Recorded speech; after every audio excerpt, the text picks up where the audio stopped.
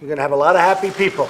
President Donald Trump today signed an executive order basically ending the practice of separating migrant children from families that have entered the U.S. illegally at the U.S.-Mexico border. The administration has had this policy where they're criminally prosecuting all illegal border crossers, but since they couldn't send the children to jail with parents, they had to put the children someplace. And so they've been separating them from the families and putting them in these detention centers.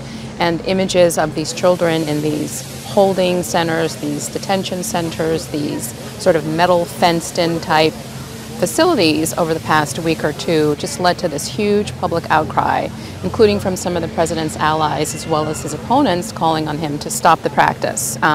All along he'd been saying there was nothing he could do about it. It was Congress's problem, a problem of Congress's creation, and he blamed Democrats and said that they were the only ones that could fix it. But then lo and behold today he up and signs an executive order using his presidential power to end the practice. I think there are a lot of factors that go into it, and certainly one of them is the optics. Just seeing these children sort of held in these cages, anyone who's a parent or even anyone who's not a parent, I mean, that kind of tugs at your heart.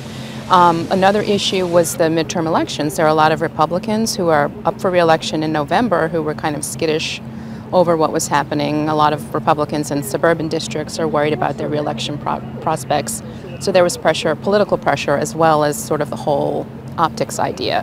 And then you also had the First Lady, who is a champion of children, sort of going to him and saying, look, you need to do something and keep these families together. So there were a lot of factors that went into what happened today. One of the problems that's sort of going to come out of this may be this issue of now the children and the families can be held together, so it's sort of an indefinite detention of the families, whereas before it was sort of sending the children off one place and having the parents at another place.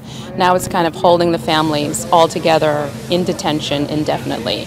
And you're going to start, we've already started to see reaction from interest groups about that particular piece of fallout from the executive order. It's unclear how it's all going to play out. This will probably continue for weeks still, because you've got more than 2,300 children in detention right now. There are questions about what's going to happen to them, how soon can families be reunited, and then you have this issue of indefinite detention. So it'll go on for a while yet still.